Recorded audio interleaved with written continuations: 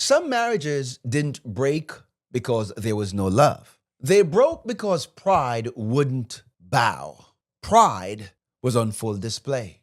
Pride cometh before a fall. And see, your ego was too big. Your ego is too daring. And my definition for ego is it stands for easing God out. You're easing him out of your marriage. You're easing him out of your life. You're easing him out of the places that he wants to do his best work. But I want you to hear me. God can heal what pride broke. God can restore what pain shattered. And here's what you're going to get from this video. By the end of this episode, you will know what God heals first, how he restores what is broken, and how to start fighting for each other again and not against each other. So let's have this conversation. Welcome back to the show. I am Doran, and on this channel, we help couples, Christian couples, who feel disconnected and they feel stuck. There is a trust issue. We help you to rebuild trust, communication, and we help you to do that through the Grace framework. Yes, it is a practical biblical roadmap to healing and lasting transformation in your marriage. So let's dive into this. You know, my friend, you're not just dealing with communication problems. You're dealing with a heart issue, and that's pride. You're dealing with wound issue. That's trauma and pain. Oh, yes, you're dealing with a covenant issue. You're not honoring and respecting the covenant of marriage. You have a mind that is constantly being warped, and the thoughts and ideas that are sabotaging the marriage that you really want. So let's talk about the 4 things that God can do, starting with pride. Number 1, God can heal what pride broke. Oh, yes, he can. You see, my friend, pride in a marriage is dangerous because it means that you put yourself here and you put your spouse right here. It makes you look and it makes you feel like you are better than you really are. That's pride. It makes you feel like you can't listen to nobody. Pride turns a relationship into a courtroom. I need to be right. I need to win. I'm not apologizing first. You see, pride hardens the tone. It blocks intimacy, and it makes you defend instead of understand.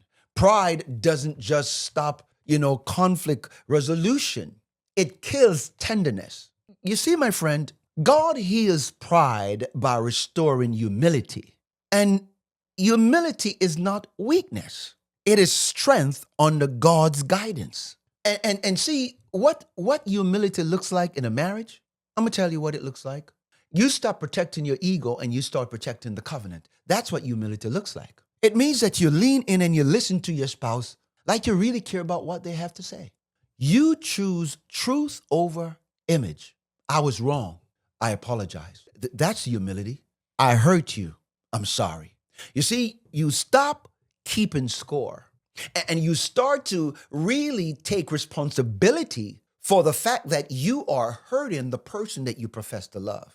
And listen, my friend, if this is adding some value to you, do me a favor, and I want you to hit that like button. It is the best way that you can show your support for this channel and to show this or to send this out to more couples that really need to hear this message. Thank you so much. Let's continue the conversation. You need to confess, specifically when things are wrong.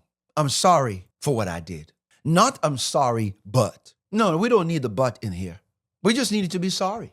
We need you to apologize and then take ownership and responsibility for what you did. Own your part first, even if it's small. You need to ask. Don't assume anything. Ask question like, help me understand what you're going through. Help me understand what you're dealing with. Lower the weapon. Lower your tone. Engage. Be mindful. Show empathy. Show concern. I see where you're coming from. I realize now that I have to be a little bit more mindful of the words that I use because I realize that it hurts you and I'm sorry. And then you make a conscious decision that every time there's conflict and disagreement, you don't see your spouse as your enemy. You see them as somebody that you love, you're trying to understand so that you can get the data to make an informed decision how you can help to navigate and move from a place of brokenness to a place of wholeness so that you both can continue to love again. It's not crazy. It's not rocket scientists. It's action. But even when pride comes down, there's another layer that is called pain. Yeah. And listen, if any of this is really hitting home, guys, I'm asking you again to hit that like button.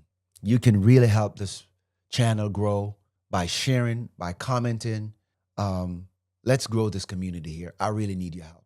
Thank you so much. When my wife and I were in the early stage of our marriage, we were in this place. We were in this mindset. We were dealing with these kind of problems, and it was hard. It was difficult. As a matter of fact, it was very traumatic in some sense because my wife is a quiet person, and I'm the loud one, as you can see. I can talk your head off. And God had to deal with me.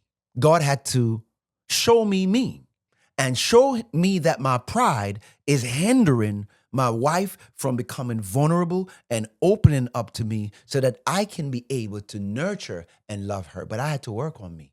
I had to work on me. Point number 2, God can restore what pain shattered. Oh, yes, he can. What pain does to a marriage is difficult. Pain make you interpret everything through the lens of pain or the lens of wound or trauma, the lens of hurt. It allows you to interpret things like you're being attacked. Pain creates patterns. You shut down, stonewalling. You explode for nothing. You attack. You withdraw. Not just withdrawing yourself, but you withdraw affection. You withdraw intimacy, distrust, suspicion, all of that stuff. But God restored what pain shattered. Why? Because restoration is not pretending it didn't happen. Restoration is God teaching you how to rebuild this thing called marriage. I'm trying to help y'all, man. That's what restoration does. It's teaching you to say, man, listen, this is a safe space. You're emotionally safe. You can be honest. You can be truthful without cruelty, without trying to be condescending, without passive-aggressive behavior. Because restoration is healing, and healing is rhythm, and rhythm creates momentum. Guys, man, stop fighting like cats and dogs. It's not healthy for your life and for your marriage. Healing is about the rhythmic movement of new habits, new behavior that protects the relationship. So what does healing look like practically? You learn how to speak without being defensive. You learn how to speak from a place of pure, genuine love and awareness, and you're not doing it condescendingly. You're not doing it to keep score. You're not doing it to be passive aggressive. You're doing it because you care. And I want you to hear me and hear this. You have to be so keen on listening to your spouse and hear what they're saying and put yourself in their shoe and ask yourself the question, if I was in that position, what would I do? I've learned to say to my wife, I hear you. I now understand where you're coming from.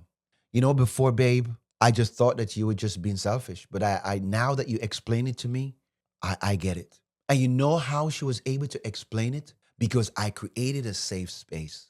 I created an environment that she feels vulnerable. Vulnerability and intimacy goes together. Can she be vulnerable? Can he be vulnerable? Can he be open? You separate the person from the pain response. So even though you may be hurting and you're broken, sometimes you got to put your pain aside, and listen to your spouse and hear what they have to say. And you have got to get this into your mind that your spouse is not the problem. Your spouse is not the problem. So let us talk about some of the ways that you can restore your broken marriage. You restore your relationship and heal from your pride. You got to check in with your spouse weekly. You got to ask questions like, where did we feel close? Find out. Where did we feel far apart from each other? And then you must make a repair attempt. You must make that repair attempt language so that they feel connected to you. Can we reset? Can I have a moment with you? Can I talk? Can we have a moment of quiet? Turn off the phone. Let's just sit and have a conversation. And then you can ask questions like, in what way did I hurt you during that situation?